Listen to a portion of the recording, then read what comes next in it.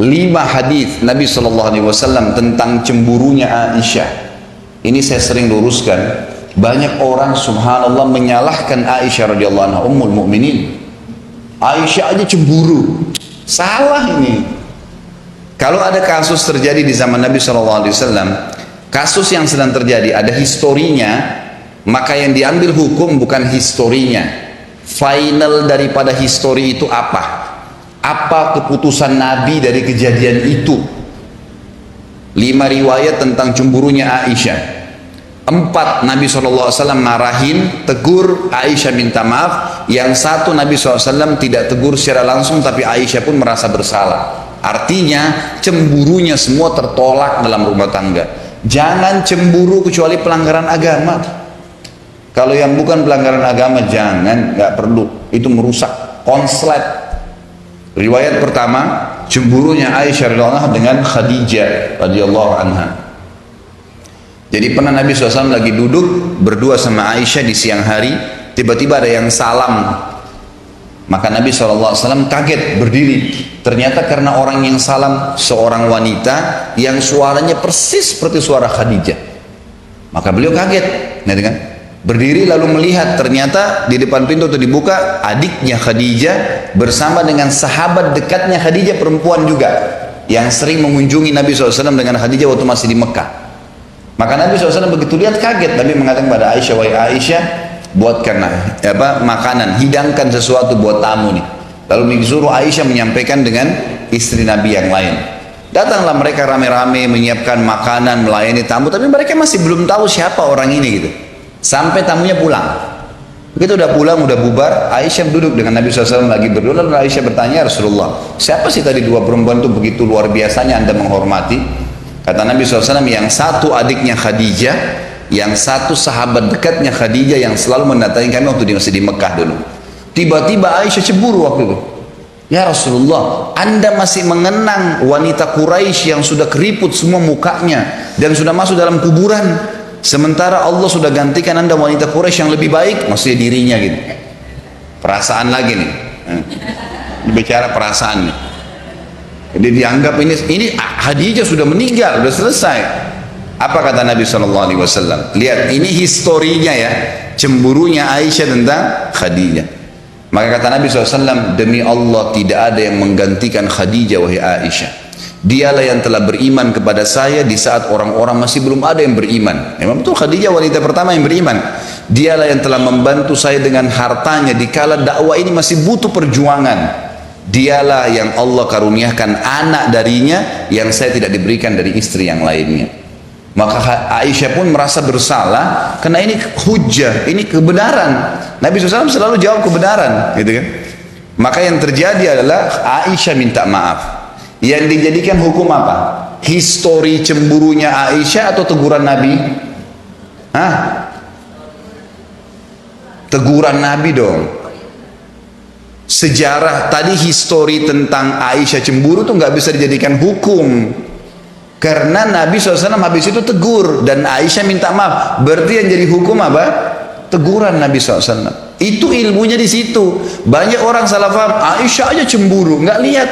Ini historinya, hukumnya penentuan dari Nabi SAW. Kalau Nabi iyakan berarti boleh, kalau Nabi tegur berarti tidak boleh. Berarti tidak boleh cemburu nih, gitu kan? Karena ini memang orang yang pernah terlintas. Misal maaf, ada ibu-ibu nikah sama duda misalnya.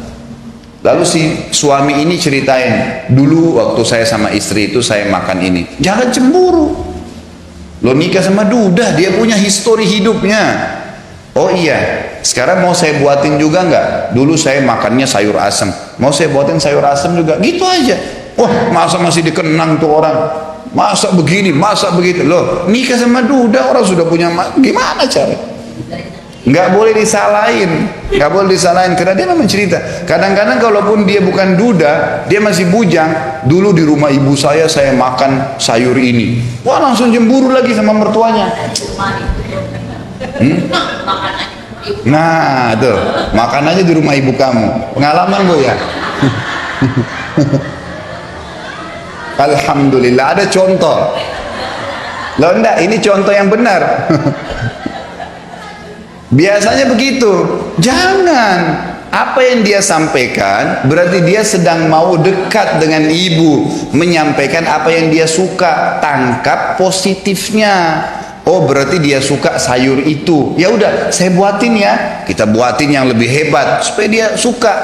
Kalau kita mau hapus dari memori dia susah, nggak mungkin gitu kan. Ini riwayat yang pertama. Ya, nggak boleh cemburu. Histori bukan patokan hukum, teguran Nabi yang jadi hukum. Riwayat yang kedua, cemburunya Aisyah radhiyallahu anha dengan Sofia binti Huyai. Ini dulu turunan Yahudi. Kebetulan memang Aisyah sama Sofia memiliki kulit yang putih dan terkenal kecantikannya. Nabi SAW itu kalau dari rumah Sofia biasanya siang ke rumahnya Aisyah, gitu kan? Aisyah anda cemburu. Baru Nabi masuk langsung Aisyah mengatakan, ya Rasulullah, anda masih terus saja datang ke rumahnya anak Yahudi yang pendek dan kerdil itu. Begitu bahasanya. Jadi karena cemburunya terbawa itu. Apa yang terjadi coba? Ini historinya. Lihat hukumnya. Kata Nabi SAW, wahai Aisyah, kau telah mengucapkan kalimat dengan mengatakan Sofia kerdil. Kau telah mengucapkan kalimat kalau ditaruh di air lautan, rusak tuh lautan. Artinya dosamu berat, gitu kan? Aisyah langsung minta maaf, nggak jadi. Yang mana jadi hukum? Cemburu atau teguran Nabi? Teguran Nabi SAW. Ini masalahnya banyak ustadz-ustadz pun mengatakan Aisyah aja cemburu. Loh, subhanallah. Seakan-akan Aisyah disalahin. Aisyah di sini menjadi penyebab hukum kita faham. Sebagaimana kalau ada beberapa sahabat yang melakukan kasus kemudian ditegur, turunlah hukum, kita faham, gitu kan? Jadi kita bukan melihat historinya, itu cuma sekedar kenangannya, kisahnya, penyebab, tapi hukum teguran Nabi SAW. Nabi bolehkan atau tidak? Riwayat yang kedua. Riwayat yang ketiga, cemburu Aisyah di malam nisfu Sya'ban. Dalam sebuah riwayat yang sahih disebutkan bahwasanya satu malam pernah pas malam 15 Sya'ban, Nabi SAW lagi tidur, memang malam itu malamnya Aisyah, gitu kan? Lalu Aisyah kaget tengah malam, lihat Nabi SAW nggak ada di sebelahnya, tiba-tiba cemburu, pakai baju, kemudian datangin semua istri Nabi yang lain, diketukin, Nabi ada nggak? Nabi ada nggak? Nabi ada nggak? Satu-satu, ternyata semua nggak ada. Mereka bilang, kan malam ini malam kamu, bagaimana Nabi datang ke kami? Nggak mungkin, gitu kan? Maka Aisyah buru-buru ke masjid. Ternyata Nabi SAW lagi sholat tahajud, lagi di masjid, lagi sholat. Nah, Nabi SAW waktu lagi sholat, begitu salam, tahu ada Aisyah di sebelahnya dan nafasnya lagi engah, terengah-engah, buru-buru ke masjid, gitu kan? Kata Nabi SAW, wahai Aisyah, kau cemburu lagi? Ini malam nisfu Sya'ban, malamnya sholat malam ini.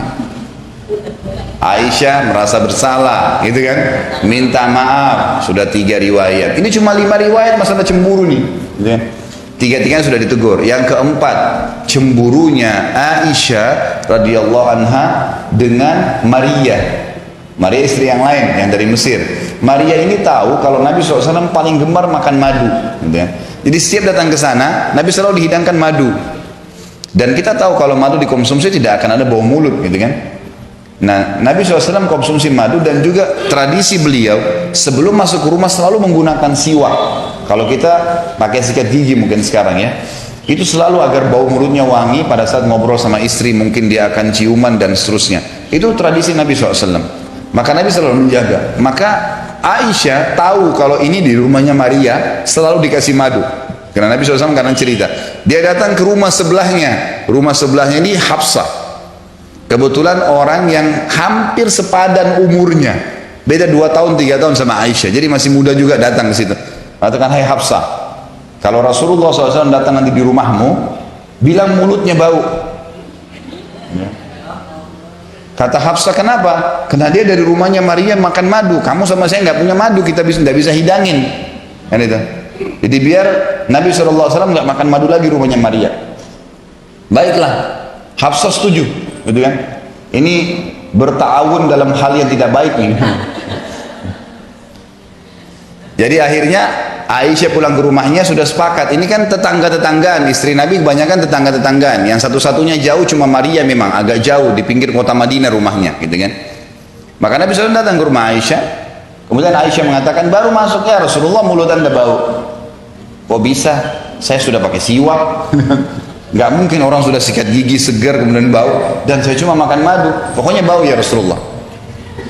Rasulullah sudah tahu ini ada masalah nih, ini pasti permainan lagi nih. Baiklah, Nabi SAW keluar, karena biasanya siang hari beliau memang mendatangi rumah-rumah istrinya gitu kan, datang ke rumah Hafsah. Hafsah juga baru masuk, ya Rasulullah mulut anda bau. Oh, saya enggak, saya sudah pakai siwak, saya juga udah cuma makan madu, pokoknya bau ya Rasulullah. Rasulullah SAW sudah tahu nih, ini ada masalah berdua ini. Rasulullah nggak ke rumah yang lain lagi, langsung ke pinggir kota Madinah, kemudian duduk memikirkan, ini kenapa sih mereka ini buat gini gitu kan. Seperti itulah bahasanya. Lewat seorang sahabat bilang, ya Rasulullah, ada apa? Jadi, bisakah saya bantu? Kata Nabi SAW, hari ini saya haramkan madu. Gak boleh lagi umatku minum madu. Gitu kan? Langsung pada saat itu Jibril bawa ayat surat Tahrim ayat 1. Hai Nabi, kenapa berani-berani kau haramkan madu hanya karena mencari ridho istri? Mendengarkan ayat ini turun, Aisyah dan Hafsah minta maaf. Langsung minta maaf, gak berani lagi. Gitu kan? Yang terakhir ini 4 ingat, 4 riwayat semuanya permintaan maaf dari Aisyah, dan historinya karena cemburu yang salah. Hukumnya adalah teguran Nabi SAW, tidak membolehkannya. Gak ada lagi mulai hari ini cemburu dengan mertua, dengan ipar, dengan perlu. Kecuali pelanggaran agama ya lain. Misalnya dia bergaul bebas, nah itu haram, gak boleh tegur. Ada sembarangan orang telepon yang memang betul-betul bisa berbahaya bagi rumah tangga, itu lain. Riwayat yang kelima adalah riwayat cemburunya Aisyah dengan Ummu Salamah radhiyallahu anha ajmain. Ummu Salamah ini istri Nabi yang paling tua umurnya. Yang lain semuanya itu tidak tua, gitu kan? Karena semalam ada yang tanya saya di pengajian di Blok M Square itu, Ustaz, katanya kalau ada yang mau menikah lagi, mungkin ini dari ibu-ibu pertanyaannya itu. Nabi kan menikahnya sama janda-janda tua semua. Jadi kalau suami mau nikah, silakan nikah sama janda-janda jelek tuh. Gitu pertanyaan kertasnya. Ini saya bilang sudah jelas nih, ini dari ibu-ibu. Dan saya sudah tahu bagaimana menangani ibu-ibu ini, perasaan terus. Saya bilang gini, riwayat yang kisah yang mengatakan istri Nabi semua tua itu nggak benar. Satu-satunya istri Nabi yang tua hanya Ummu Salamah. Yang lainnya semua masih muda, cuman memang janda, gitu kan? Rata-rata dinikahi oleh Nabi SAW umurnya di bawah 30 tahun semua itu. Khadijah lain, kita sudah meninggal.